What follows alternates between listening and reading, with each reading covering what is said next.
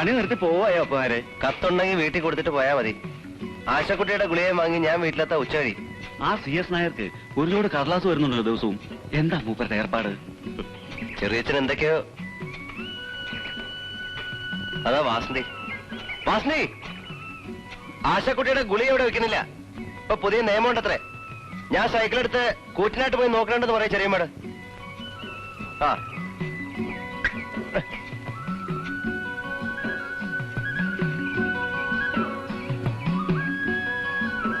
ഇത് അച്ഛനുള്ളതാ.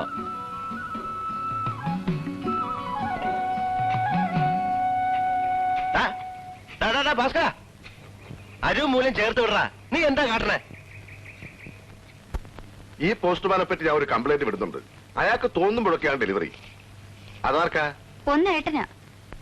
ഇത് അയാൾ തെറ്റി ഈ കൂട്ടത്തിൽ വെച്ചാൻ തോന്നുന്നു. ഒരു PK നായർ മംഗൾ ഹൗസ്.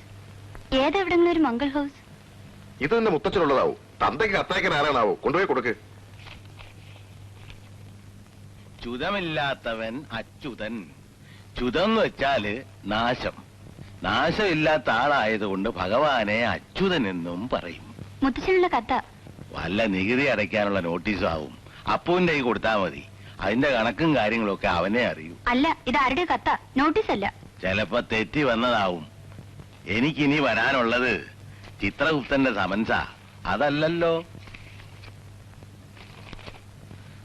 നമുക്കുള്ള അല്ലാച്ചാ വായിക്കരുത്.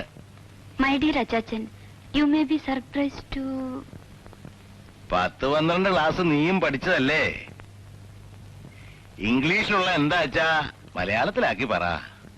പ്രിയപ്പെട്ട അച്ചച്ചന്, ഇത് കിട്ടുമ്പോൾ അത്ഭുതമായിരിക്കും. ഇംഗ്ലീഷിൽ എഴുതുന്നതിന് ക്ഷമിക്കുക. എനിക്ക് മലയാളത്തിൽ എഴുതാൻ അറിയില്ല. വേറെ ഏതോ വീട്ടിലേക്കുള്ളതാ. വായിക്കണ്ട. മടക്കിൽ എക്കോട്ടിലാക്കി പോസ്റ്റ്മാൻ തന്നെ കൊടുത്തേക്ക്.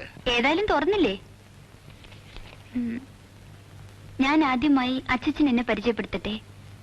ഞാൻ മിറാന്റെയാണ്. മരിച്ചുപോയ മകൻ മാധവൻ നായരുടെ മകൾ.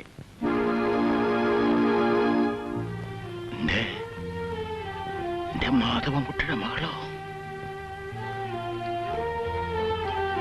എനിക്ക് അവിടെ വന്ന് അച്ചച്ചനെയും മറ്റംഗങ്ങളെയും കാണണമെന്നുണ്ട്. I got your address accidentally when I saw a remembrance photograph of my grandma in a Kerala newspaper. എന്താടി, എന്താ എഴുതിയതിന്റെ സാരം? അമ്മമ്മയുടെ ഫോട്ടോ എല്ലാ കൊല്ലം പത്രത്തിൽ കൊടുക്കാറില്ലേ? അടിയില് മുത്തച്ഛൻ എഴുതിയ പാട്ടും. പാട്ടല്ല, ശ്ലോകം. നീയൊക്കെ സ്കൂളിലും കോളേജിലും പഠിച്ചിട്ടെന്താ? ഇഷ്ടപ്രാണേശ്വരി തനിച്ചെന്നെ സംസാര മധ്യേ കഷ്ടം വിട്ടിട്ട് പോവാൻ. എന്റെ കുട്ടിക്ക് അതൊക്കെ തോന്നൂല്ലേ? ഇവളെ കണ്ടു പഠിക്കടി. ആ ഫോട്ടത്തിന്റെ കാര്യം എന്താ എഴുതിയത്? അതേന്ന് അഡ്രസ് കിട്ടിയെന്ന്. എന്താ മാധവൻകുട്ടിയുടെ മകളുടെ പേരെന്നാ നീ പറഞ്ഞത്? മിറാൻഡ. മിറാൻഡ നായർ മുത്തശ്ശനെ കാണാൻ വരുന്നുണ്ട്.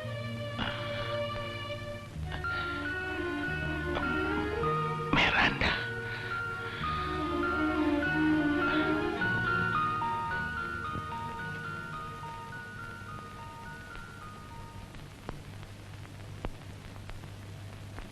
ഞാൻ ഇറങ്ങുന്നു. ഒട്ടും താമസിക്കണ്ട. നസ്രാണിയോ പറങ്കിയോ എന്തായാലും അത് നിന്റെ ഇഷ്ടാന്നല്ലേ പറഞ്ഞത്? നടത്തിക്കോ. പിന്നെ ബോംബെ തന്നെ ഇരുന്നാ മതി. ഇവിടെ നിനക്ക് അച്ഛൻ, അമ്മ, പെങ്ങന്മാര് ഇവരുണ്ടെന്ന് വിചാരിച്ച് ഈ പണി കയറണ്ട. സൗകര്യം ഉണ്ടെങ്കിൽ ആ ദിവസവും അറിയിക്കാൻ പറ നിന്റെ മോനോട്. എന്തിനാണെന്നോ? പുലകുളി കഴിച്ച് നിനക്കൊരു പിണ്ടം വെക്കാൻ ഈ തറവാടിന്റെ മുറ്റത്ത് നിന്റെ ഇരിക്കപ്പിണ്ടം.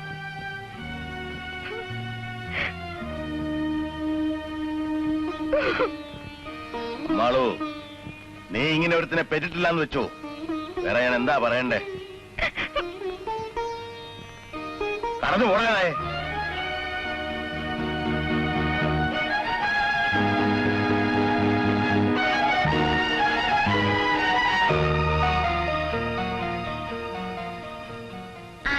മുത്തശ്ശ, ആരും ചോദിച്ചാലും ഒന്നും പറഞ്ഞു തരില്ല. മോക്ക് ഒരമ്മാമ ഉണ്ടായിരുന്നു. ബോംബെയില് ഞാൻ കണ്ടിട്ടില്ല.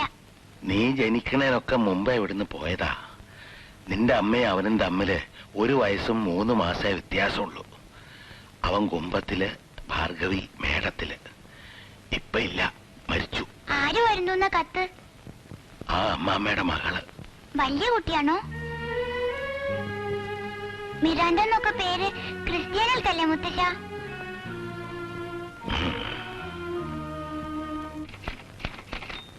നിങ്ങളിത് കേട്ടോ? ഉം. ഈ മോനെ ഞാനെടുത്ത് കുപ്പയിലിടും ഒരു ദിവസം, അതുവരെ ഉണ്ടാവും. ഷാൻ കമ്പനിയുടെ ലെറ്റർ വന്നു. വാസന്തി പറഞ്ഞില്ലേ അച്ഛന് ബോംബെന്ന് കത്ത് വന്നത്? അതിന് ഞാനെന്ത് വേണം? നിങ്ങൾ ഇതിൽ കൊട്ടിപ്പാടിയിരിക്കണം, വേറെന്ത് ചെയ്യാൻ? നിന്റെ ആങ്ങളുടെ കാര്യം എനിക്കെന്തറിയാൻ?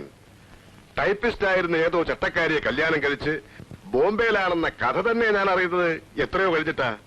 കല്യാണാലോചന നടക്കുന്ന കാലത്ത് അതാരും പറഞ്ഞിട്ടില്ലല്ലോ. ഓ, അതറിഞ്ഞ അന്ന് നിങ്ങൾ വേണ്ടാന്ന് വെക്കും തോന്നും വർത്താനം കേട്ട. കോലോ തടിച്ചുകളിയായിരുന്നു നിങ്ങളുടെ അമ്മയുടെ അമ്മയ്ക്ക്. അതാരും ഞങ്ങളോട് ഒന്ന് പറഞ്ഞിട്ടില്ലല്ലോ. അപ്പോഴോ? ജോലി പോയി, പിന്നെ മാധവൻകുട്ടി കുടിച്ചു കുടിച്ചു മരിച്ചു എന്നൊക്കെ കേട്ടിട്ടുണ്ട്. എന്റെ ചില ബോംബെ ഫ്രണ്ട്സിന് ആളെ അറിയാമെന്നും പറയാറുണ്ട്, ഞാൻ സ്പെൻസറിലുള്ള കാലത്ത്. ഏട്ടൻ എവിടേക്കോ എത്തേണ്ട ആളായിരുന്നു. ഈ തറവാടിന്റെ സുഹൃദക്ഷ എന്നല്ലാണ്ട് എന്താ പറയാ? ഏട്ടനെ നശിപ്പിച്ചതായ അമ്മയാണ്. അമ്മേ, കുട്ടിമാമയുടെ ഈ മകക്ക് എന്ത് പ്രായമുണ്ട്?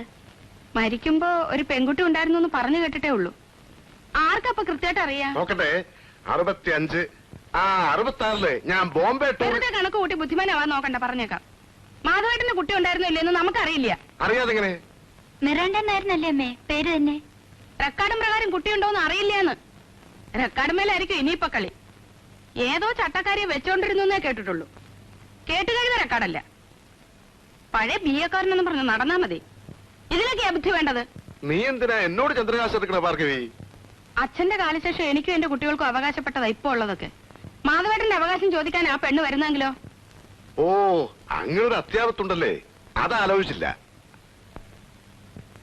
3-1 പോവുക, കുറച്ചൊന്നും അല്ല. അതാലോചിച്ചിട്ടുണ്ടോ? 3-1 ശരിക്കും നേർപകുതി. അപ്പേട്ടനൊന്നുമില്ലേ? മരിച്ച ഏട്ടത്തിയുടെ മകനും അവകാശമില്ലേ പറയും പോലെ? ഓ, അപ്പല്ലേ, അവന് വേറിട്ടൊന്നും വേണ്ടാന്നേ. ഏട്ടത്തി മരിച്ച പിന്നെ അവനെ നോക്കിയതാരാ? അവൻ കണക്കി വെക്കാനൊന്നും പോണില്ല, എന്റെ കൂടെ നിന്നോളൂ. ചെറിയമ്മേ, നീ എവിടെയായിരുന്നടാ എത്ര നേരം? മരുന്ന് കിട്ടിയില്ലേ? പാടത്ത് 10-20 പണിക്ക്. ഇനി മുതൽ 2 ഷീറ്റ് വേണം. ഒന്ന് അവര് പീടികയിൽ വെക്കും. ഞാനായതുകൊണ്ട് മാത്രം എന്താന്ന്. അപകടമുള്ള മരുന്നാ, സൂക്ഷിച്ചു വെച്ചോളൂ. മരിച്ച നമ്മുടെ കുട്ടിമാമയെ കണ്ട ഓർമ്മയുണ്ടോ അപ്പേട്ടന്? ഒരിക്കൽ വിഷുവിന് എനിക്കൊരു വെള്ളുറുപ്പി തന്നു. മുമ്പാ, ഓർമ്മയുണ്ട്. അമ്മാമ്മയുടെ മകൾ ഇങ്ങോട്ട് വരുന്നുണ്ടത്രേ. മുത്തശ്ശിന് കത്തുണ്ട്. എന്തിന്? നമ്മളെയൊക്കെ കാണാനാണത്രേ. എനിക്കാരെയും കാണണ്ട. ഇതിന്റെ തള്ള കാരണമല്ലേ മുത്തച്ഛൻ കുട്ടിയമ്മയെ ആട്ടിയിറക്കിയത്. ആദ്യം മോള് വരും, പിന്നെ മോളെ തിരിഞ്ഞ് തള്ള വരും. ഇത് മച്ചിൽ ഭഗവതിയെ കുടിവെച്ച വീടാ. ഇവിടെ ഒരു ക്രിസ്ത്യാനി പെണ്ണും കയറില്ല.